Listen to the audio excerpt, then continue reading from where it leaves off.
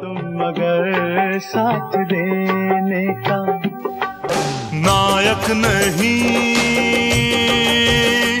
नमस्कार दोस्तों, आप सभी का एक बार फिर से स्वागत है हमारी आज की इस खास वीडियो में, जहां आज हम आपको बॉलीवुड के एक ऐसे परिवार से रूबरू करवाने वाले हैं जिनके परिवार के सदस्यों को आप बखूबी जानते होंगे। तो चलिए आइए दोस्तों, इस वीडियो को लेट ना करते हुए इसे शुरू करते हैं।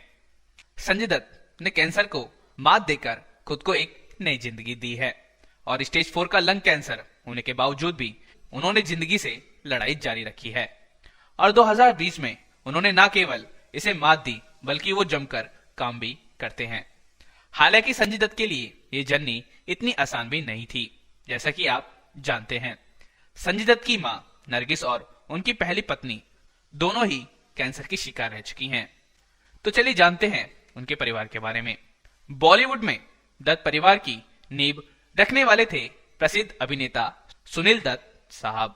ये परिवार अपने समय में बहुत ही चर्चा में रहा क्योंकि उस दौर में अधिकतर फिल्मी हीरो की पत्नियां फिल्मी बैकग्राउंड से नहीं होती थी। लेकिन दत्त साहब का विवाह बॉलीवुड की सदाबहार अभिनेत्री नरगिस जी से हुआ। आज भले ही बॉलीवुड में दर्जनों अंतरधार्मिक जोड़ियां दिख रही है, लेकिन ये बात उस वक्त के लिए बहुत बड़ी थी। फिल्मी दुनिया की ये पहली हाई प्रोफाइल अंतरधार्मिक शादी थी जो बॉलीवुड के लिए एक मिसाल बन गई। सुनील और नरगिस जी की 3 संतानें हैं, जिनमें एक बेटा संजय दत्त और बेटियां नर्मदा और प्रिया दत्त। तो सबसे पहले बात करेंगे सुनील दत्त साहब की। सुनील दत्त साहब का जन्म आपके पाकिस्तान स्थित पंजाब के जेलम जिले के खुर्द गांव में 6 जून 1929 को हुआ था। लेकिन सुनील दत्त का असली नाम बलराज दत्त था और घर वाले उन्हें प्यार से बल्ला कहकर पुकारते थे। सुनील नाम उन्होंने फिल्मों में आने के बाद रखा था। दत्त साहब वहां के जमींदार परिवार से ताल्लुकात रखते थे। पिता का नाम दीवान रघुनाथ दत्त और माता का नाम कुलवंती दत्त था। सुनील दत्त से इनके एक छोटे भाई भी थे, सोमदत्त, और उन्होंने भी बॉलीवुड की कई फिल्मों में अभिनय किया है। सुनील दत्त साहब की एक बहन भी थी, राजरानी बाली। और आपको बता दें कि जाने माने टीवी अभिनेता निमाई बाली इन्हीं राजरानी बाली के बेटे हैं। यानी कि सुनील दत्त साहब के भांजे सुनील दत्त के सर से पिता का साया बचपन में ही उठ गया था और बंटवारे के बाद अपनी जमीन जायदाद छोड़कर इन्हें भारत आना पड़ा। पाकिस्तान से आकर इन्होंने अब के हरियाणा और तब के पंजाब के यमुनानगर के मंडोली गांव में शरण ली थी। इसके बाद उनका परिवार लखनऊ आ गया और सुनील दत्त लखनऊ से मुंबई चले गए। ये हम कई बार कह चुके हैं कि संघर्ष इंसान को तराश कर हीरा बना देता है और सुनील दत्त साहब भी उसी दौर से गुजर रहे थे। मुंबई के काला घोड़ा में नौसेना की एक इमारत में इन्होंने रहने के लिए एक कमरे का जुगाड़ कर लिया। उसी छोटे से कमरे में उनके साथ 8 लोग और भी रहते थे। इनमें दर्जी से लेकर नाई का काम करने वाले लोग शामिल थे।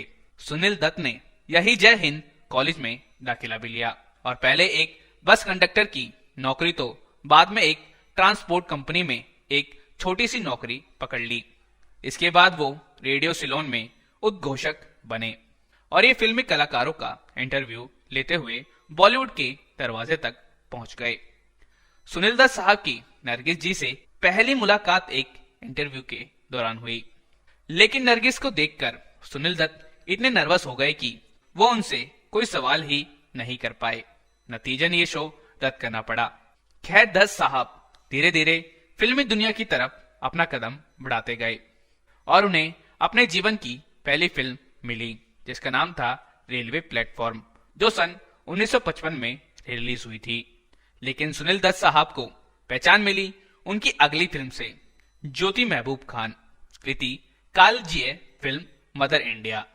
मदर इंडिया ने इन्हें रातों रात स्टार बना दिया। इस फिल्म में नरगिस सिंह की मां के किरदार में तो राजेंद्र कुमार इनके भाई के किरदार में नजर आए।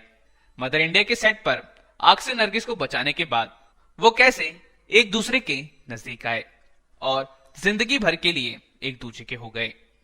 एक हिस्सा तो शायद आप लोगों को पता ही होगा, लेकिन कम ही लोग जानते हैं कि शादी की बात को इन्होंने दुनिया से 1 साल तक छिपा कर रखा।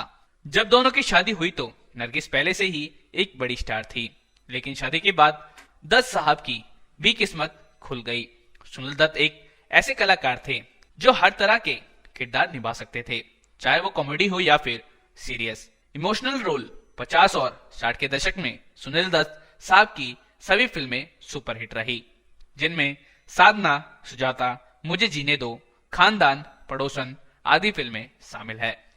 सुनील दत्त ने पंजाबी और हिंदी भाषाओं की 100 से भी अधिक फिल्मों में काम किया, जिसमें मुन्ना भाई MBBS उनकी आखिरी फिल्म थी।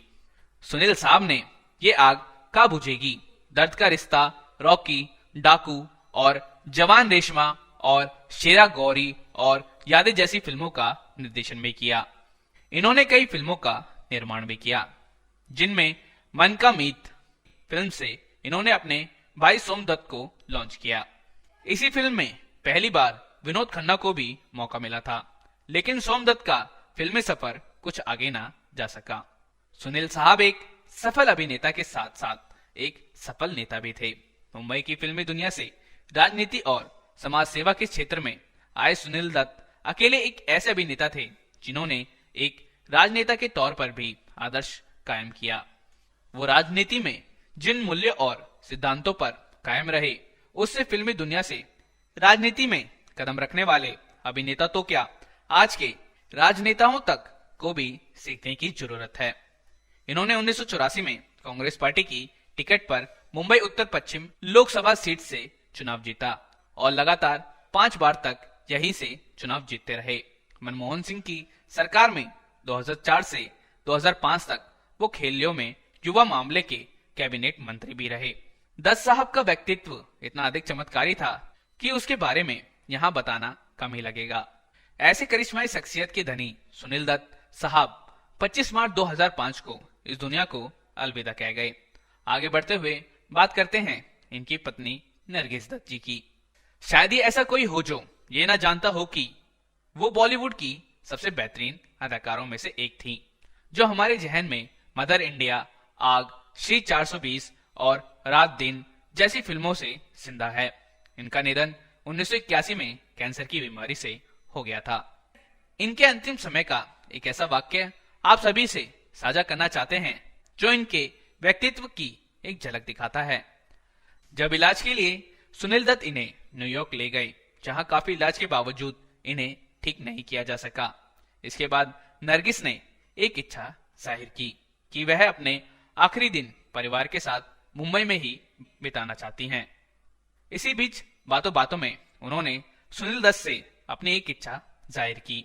भारत में लाखों लोग इस बीमारी से जूझ रहे हैं, आप उनके लिए कुछ कीजिए। सुनील दत्त ने नरगिस की इस इच्छा का मान रखते हुए 1982 में कैंसर पेशेंट के लिए Nargis Dutt memorial cancer hospital की शुरुआत की। इस सफर को आगे बढ़ाते हुए अब बात करते हैं दत्त साहब के संतानों की, जिसमें सबसे पहले जिक्र आता है उनके बेटे संजय दत्त का। 29 जुलाई 1959 को जन्म हुआ संजय दत्त बलराज दत्त का, आमतौर पर जिन्हें हम संजू बाबा के नाम से जानते हैं। दत्त परिवार में सबसे अधिक उतार चढ़ाव का जीवन जैसा संजय दत्त का रहा, वैसा शायद ही किसी का रहा होगा। स्टारडम के साये में पले संजय बचपन में ही इसके बुरे पहलू के शिकार हो गए और कम उम्र में ही उन्होंने सिगरेट पीना शुरू कर दिया। संजय और अधिक बिगड़ना जाए इसलिए सुनील साहब ने इन्हें द लॉरेंस स्कूल सनावर में भेज दिया। अपनी स्कूली पढ़ाई पूरी करने के बाद संजय और स्नातक की पढ़ाई के लिए मुंबई आ गए और साथ ही साथ फिल्मों में काम करने के लिए अपने आप को तैयार करने लगे। वैसे संजय दत्त फिल्म रेशमा और शेरा में बाल कलाकार के तौर पर नजर आ चुके थे, लेकिन उनकी पहली फिल्म थी रॉकी। सुनील दत्त साहब ने ही इसे निर्देशित किया था। इस उम्र तक संजय ड्रग्स के नशे की आदी हो चुके थे। इसके बाद संजय का फिल्म सफर आगे बढ़ता गया, लेकिन संजय का नाम उनकी फिल्मों की वजह से कम और उनके विवादित कामों के कारण ज्यादा हुआ। अपनी शुरुआती फिल्मों के रिलीज के समय संजय दत्त का नशा बहुत ज्यादा बढ़ चुका था, जिसके इलाज के लिए वो अमेरिका के टेक्सास रिहेब क्लिनिक में 2 वर्ष तक रहे। वहां से वापस आकर इन्होंने दोबारा अपने कैरियर पर ध्यान देना शुरू किया और इसी दौरान संजय की एक ऐसी फिल्म आई जिसने संजय को रातों रात स्टार का दर्जा दे दिया। इस फिल्म ने आम दर्शक और फिल्म समीक्षक दोनों का ही दिल जीत लिया और ये फिल्म थी महेश भट्ट द्वारा निर्देशित नाम। लेकिन जैसा कि हम पहले कह चुके हैं कि संजय दत्त और विवाद का हमेशा चोली दामन का साथ रहा। 1993 में आतंकवादियों की सहायता करने के अवैध तरीकों से अपने घर पर AK-56 राइफल रखने के आरोप में गिरफ्तार किया गया। लेकिन सुनील दत्त साहब के अथक प्रयास के कारण 18 मार्च जेल की सजा काटने के बाद इन्हें अप्रैल 1995 में जमानत मिल गई। जब संजय जेल में थे तब उनकी एक और फिल्म रिलीज हुई जिसका नाम था खलनायक। फिल्म में संजय की एक्टिंग का कोई तोड़ नहीं था और वो फिल्म उनके कैरियर की सबसे बेहतरीन फिल्मों में से एक साबित हुई। लेकिन फिल्मों से ज्यादा उनके विवादों ने उन्हें चर्चित रखा। उस वक्त तक संजय दत्त मीडिया में डैड दत्त के नाम से चर्चित रहे। कहना गलत नहीं होगा कि संजय दत्त का कैरियर बहुत ही उतार चढ़ाव से भरा रहा। 1993 में हुए बम्बई बम ब्लास्ट के कारण उन्हें कई बार जेल के चक्कर काटने पड़े। इस वजह से उनको अपने फिल्मी कैरियर में काफी मुश्किलों का सामना करना पड़ा।